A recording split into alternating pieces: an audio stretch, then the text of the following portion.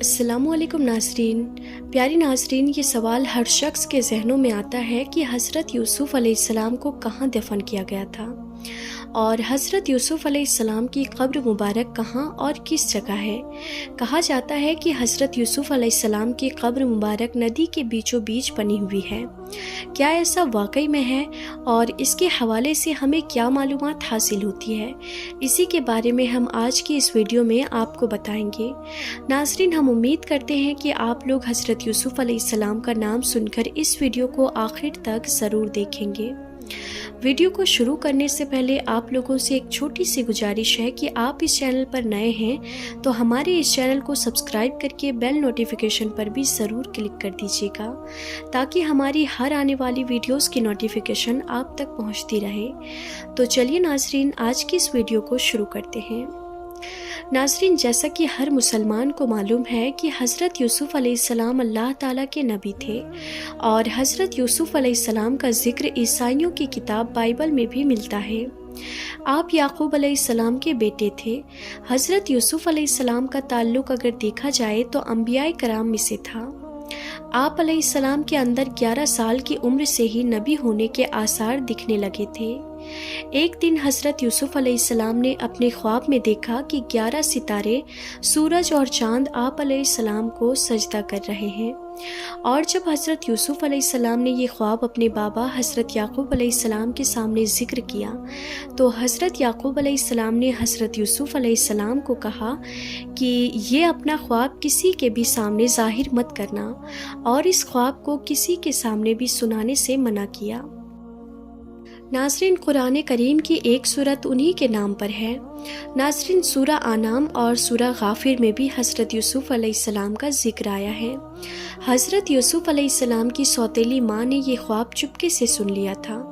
जब हज़रत यूसुफ़ अलैहिस्सलाम अपने बाबा याकूब अलैहिस्सलाम को अपना ख्वाब सुना रहे थे, उसके बाद हज़रत यूसुफ़ अलैहिस्सलाम की सौतेली माँ ने ये ख्वाब हज़रत यूसुफ़ अलैहिस्सलाम के 11 भाइयों को सुना दिया और इस पर हज़रत यूसुफ़ अलैहिस्सलाम के भाई, जिनका नाम यहूदा था, उन्होंने कहा कि ख्वाब में सूरज, चाँद, सितारे का मतलब ये है कि सूरज को बाप और चाँद को माँ और सितारे यानी भाई यानी हम हैं। यानी यूसुफ हमें खुद से हकीर समझता है और बाबा को हमसे छीनना चाहता है। हज़रत यूसुफ अलैहिस्सलाम के भाई इस ख्वाब के बाद उनसे हसद करने लगे और एक दिन हज़रत यूसुफ अलैहिस्सलाम के भाई हज़रत यूसुफ अलैहिस्सलाम को अपने साथ सहरा ले गए और वहाँ पर हज़रत यूसुफ अलैहिस्सलाम के भाइयों ने हज़रत यूसुफ अलैहिस्सलाम को मार मार कर ज़ख्मी कर दिया और आप अलैहिस्सलाम के एक भाई, जिनका नाम यहूदा था, उन्होंने खंजर निकाल कर कत्ल करने की भी कोशिश की। इस पर आपके सबसे बड़े भाई ने अपने भाइयों को ऐसा करने से मना किया और आपके ज़ख्मों से खून साफ करने लग गए। फिर बड़े भाई ने अपने सभी भाइयों से यूसुफ को छोड़ देने और घर वापस ले जाने की बात की। इस पर उन्होंने भी बड़े भाई को कत्ल करने की धमकी दी।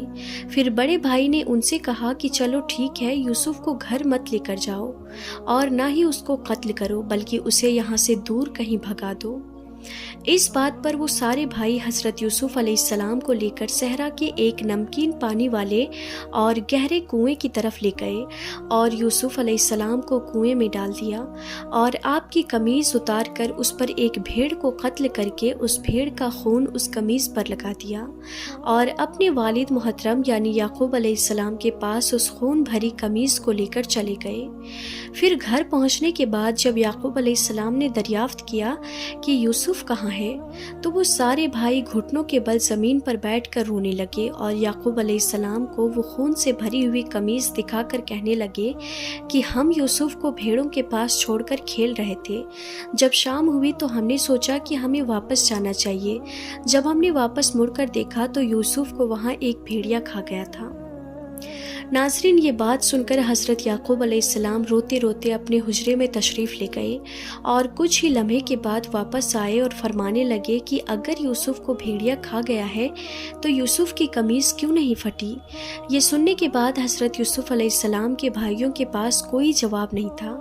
फिर कुछ देर बाद यहूदा ने कहा, बाबा हम तो ख़ुद इस बात से हैरान हैं। तो फिर इस पर याकूब अलैहिस्सलाम ने फरमाया कि ऐ मेरी औलाद, तौबा कर लो, अल्लाह सब जानता है।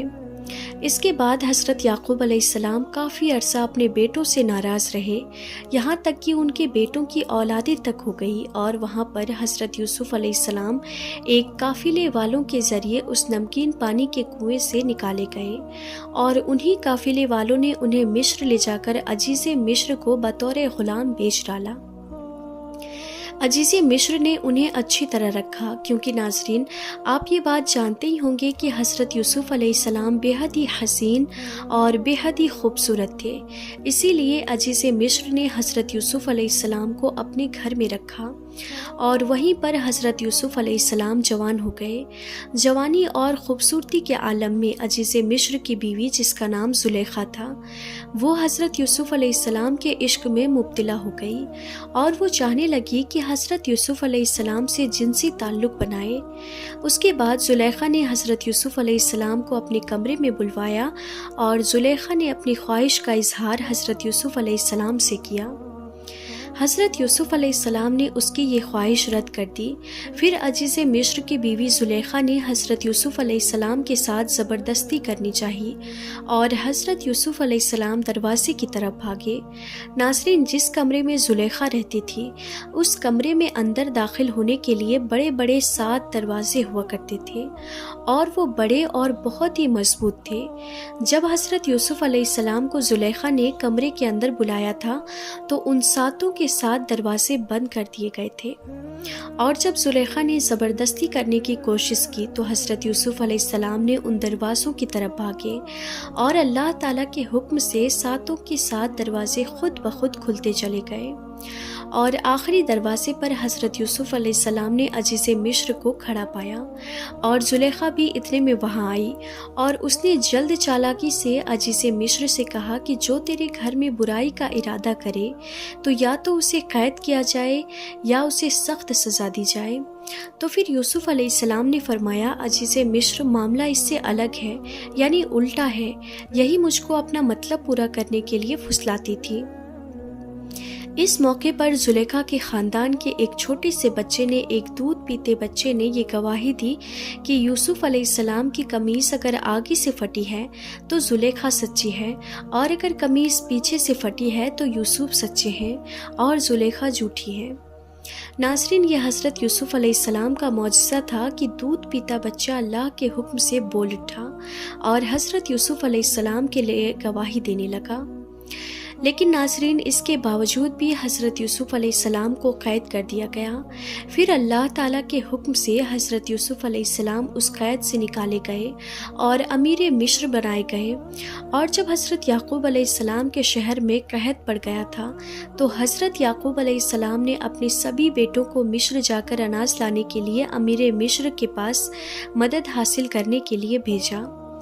تو ناظرین جیسا کہ آپ کو پتہ ہے کہ حضرت یوسف علیہ السلام مصر کے بادشاہ بن گئے، تو یہ بات نہ تو حضرت یعقوب علیہ السلام کو پتہ تھی اور نہ ہی ان کے بھائیوں کو پتہ تھی۔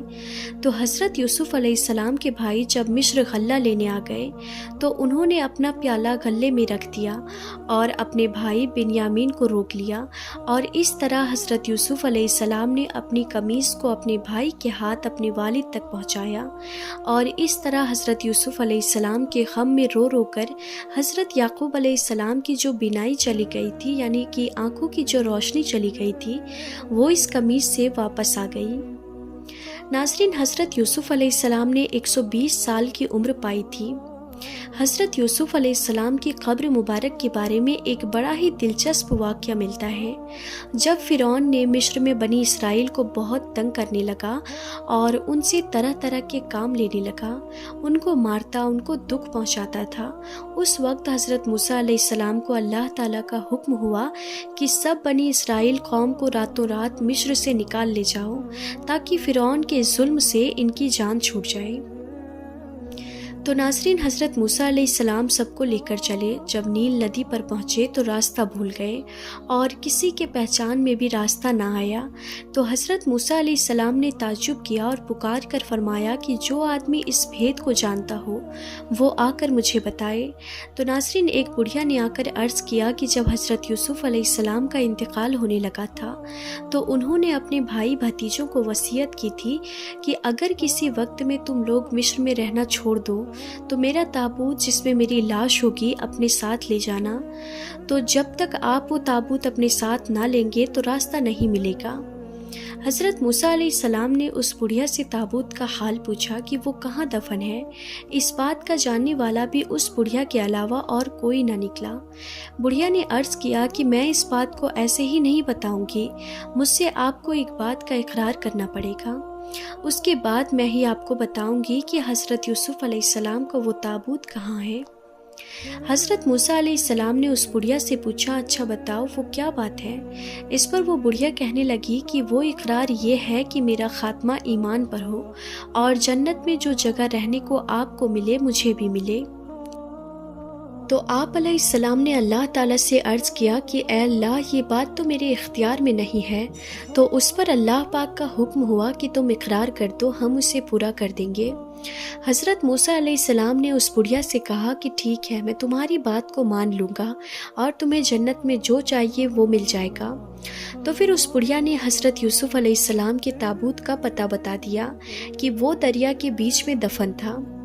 ناظرین، سب نے مل کر اس تابوت کو نکالا۔ جب اس تابوت کو نکالا گیا تو پھر اس کے بعد حضرت موسیٰ علیہ السلام اور بنی اسرائیل قوم کو راستہ ملا۔ اور ناظرین، حضرت یوسف علیہ السلام کو مسجد خلیل فلسطین میں دفن کیا گیا ہے۔